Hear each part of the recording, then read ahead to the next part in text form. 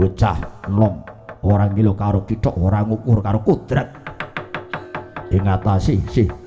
meger-meger dadi ratu kok trimo perintah wong tuwa dadi gedhi bali Puntadewa sakadang.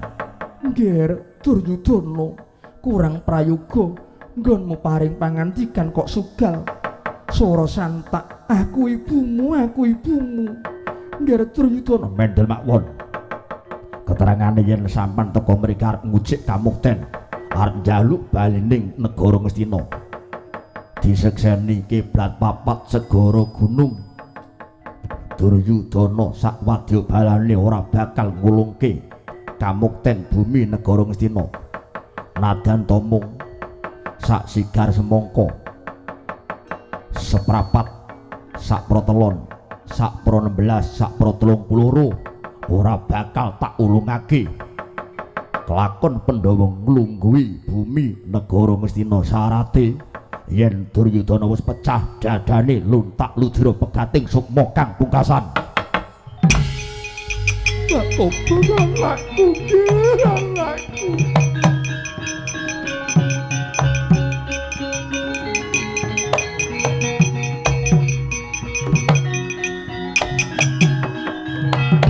Wadananira layung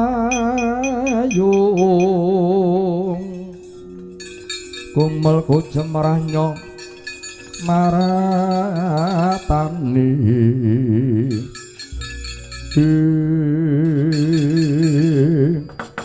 keterangane sampeyan sampan wong tuwa-tuwa tiwas brabas mungko kan nampas gelem-geleme dadi ketiplake Pandhawa gelem-geleme sampeyan dadi gedhi bali Puntadewa sampeyan wong rondo wong kere uripe Papariman Wulandara urip yen ora nemplek ora klakon mangan arep gayuh kamukten arep gayuh balining praja bakal tak kukuhi Ibu Kunti Nalibrata mang kandhakna Pandhawa kudu wani aduta sing balung guleding kurit yen panjenengan gayuh kamukten Ibu Kunti tak aturi bali minggat saka papan kene. Oh batok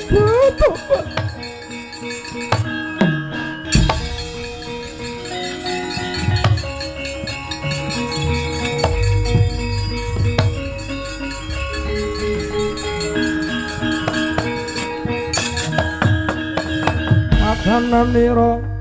layung kumelku cemranya maratani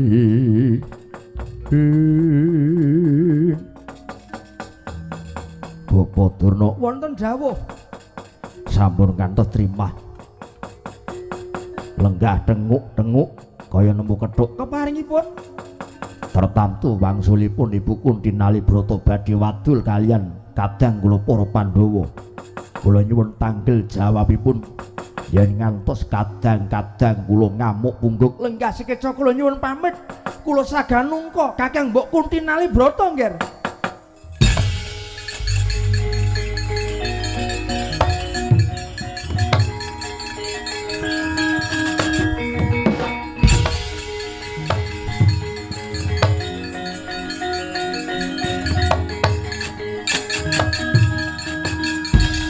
Dadamun tap lirgina tap jojo bang mawengo wengis netra kocak ngundaran dir korot-korot kanang waja jagat wasisaning dewi jagat Pramudita kadang kula Yayi Duryudana kok Adipati ngawungga kados pundi Yayi nadan topon kakek ngajeng kula sagami minangka gandelipun Yayi Duryudana namung saksampunipun kenyonyok rasanipun pun kakek ngawangga katandha Paman Durna badhe medal Jawi sak perlu badhe marawasa badhe mulasara Ibu Kunti Nalibrata nyawangga mboten trima nerepati Basukarna kula ora trima nyuwun pamit medal Jawi Yayi Duryudana.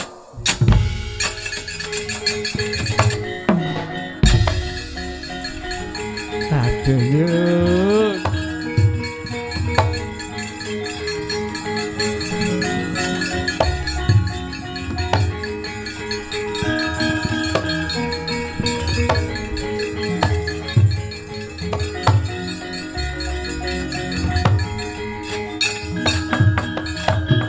mingis-mingis pindha landheping trisula kang selur mawontaka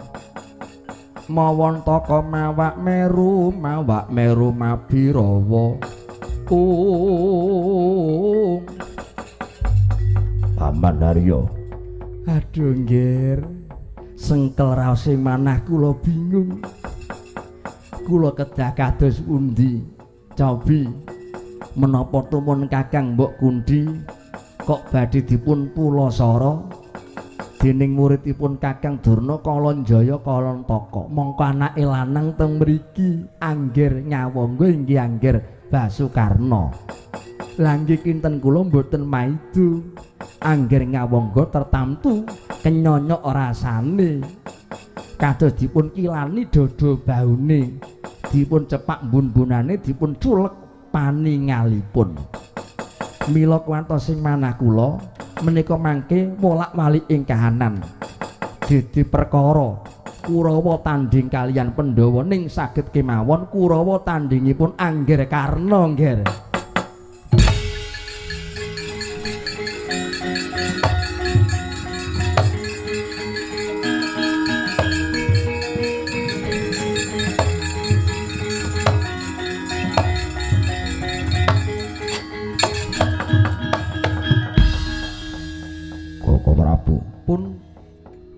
Pun pasrahaken Paman Durna kemawon kalian Paman Patih Harya sing unik lho kok kula pripun kula niku rak sami kalih panjenengan pinemu kula menika sami kalih Angger Baladewa ingkang bedane niku pinemune Kakang Durna lajeng prayoginipun kula nyuwun pamit medal Jawi paripaksa pun Kakang kula mboten tega kula mboten mentala badhe kula tingali wonten ing alun-alun mangke wonten kedadosan menapa panyuwun kula sampun kantos wonten putunging balung pecahing dada luntaking ludira mindak dadosaken lemah sangar kayu angker prastawa timbalanipun Yai Duryudana daya-daya pun Kakang kula nyuwun pamit medal Jawi Dimas Kartomarma kula wonten dawuh medhu njaba walien paningalmu bubarna kang padha gantung siba kawula nuwun inggih ngestaken dawuh Koko Prabu to wis paripurna pangandikanipun Sang Prabu Duryudana nglenggahi tembung sabda Brahmana Raja sabdaning Nalindra pangandikaning Brahmana tan kena wola-wali sepisan kudu dadi jelek saking palenggan dampar gading ing ngayap sangganing ban Jatyarsa kondur angedhaton kinurmatan ungeling gamelan munggang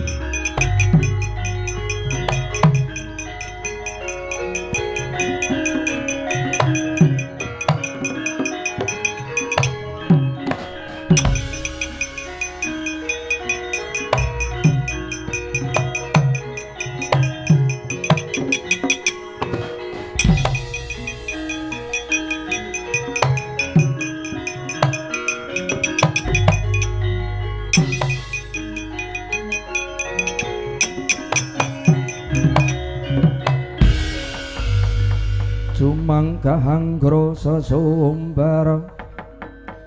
lindu bumi kanjeng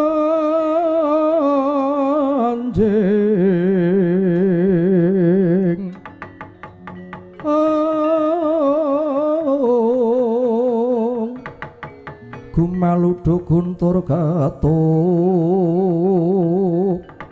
umop kang jalani dilumembak penyu kumambang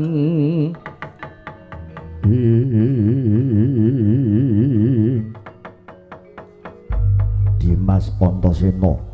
Kakang Gatut Kakang Antarja sing ning mburi lan mak cilik Sencaki inggih kados pundi nggih Nadanto Eyang Kunti Nalibrata ora pamitan karo putu-putune lan ora pamitan karo pepundhenku para Pandhawa ning bareng aku sak rembug bareng karo Kakang Gatut Kakang Antarja lan mak cilik Sencaki ngawat-awati ning ndi sak temene tindake Eyang Kunti banjur keterangane ana ngendi tak tutke cedhak didoi adoh dicedhaki tinemune Eyang Kunti rawuh ning negara Ngastina wigatine aku ora ngerti ning iki mesti ana gandeng cenenge kamukten negara Ngastina lah yen Eyang Kunti rawuh ning Ngastina kok ora ngrembug kamukten ngrembug apa calon dadi wakiling rakyat wis ora kelakon mergo wis piyai sepuh wong tuwa ki mung trima njampangi lan mengestoni iya ewa semono Kakang Gatut aja ditegake karo pepundhen sepuh aja tegel karo piyai sepuh wong sepuh kuwi yen iso mung trima dawuh sing nandangi sing tumandang kuwi bocah nom aja nganti ana bocah nom kok tenguk-tenguk lungguh ning kursi sing ngladekke unjukan malah piyai sepuh kuwi jenenge ora nduweni unggah-ungguh mesake karo piyai sepuh ngono ha iya sing nom nggo ngopo bocah nom kok perintah karo wong tuwa prayogane saiki dinteni ning papan kene baline Eyang Kunti mengko keterangane mentah apa mateng entuk gawe apa ora cilakane aku lan Kakang Gatut kabeh wae kudu wani tangkep jojo milang tatu taker marus ora perlu semelang aku sagu minangka beteng Eyang Kunti Nalibrata bagus Lho kok ketepang-ketepang mlayu saka kadohan Eyang Kunti kok tawang-tawang tangis piye kae Kang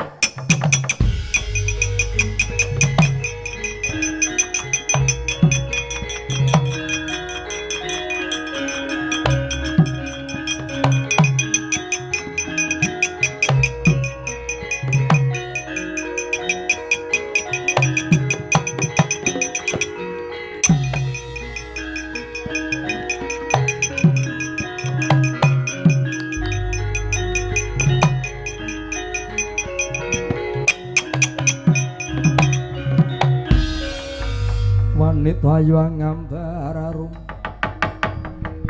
ngambararum ringku sumo yatal mawur madu bronto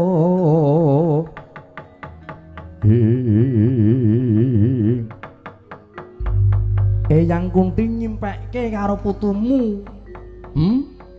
lah wong ninggalke Ngamarta kok ora pepoyan ora pamitan karo Siwa Punta ora pamitan karo Bapak Werkudara lan ora pamitan karo putu-putune dhewe Eyang Kunti mentas saka ngendi putuku ngger kabeh wae ya piye Eyang Kunti dadekno sumurup sak temenipun Eyang nembe suwan ana negara Ngastina sak plunyara widhek besok kapan wak munggone bakal masrahke bumi negara Ngastina terus entuk gawe apa ora tekan ndata negara Ngastina dikukuhi malah pun Eyang diundha mana dening Duryudana aku diunek-unekke wong randha ora ngukur kodrat ora ngilu kithok ing atase wong kere uripe Papariman Ngulandara kok ngocek kamukten ngrempek kamulyan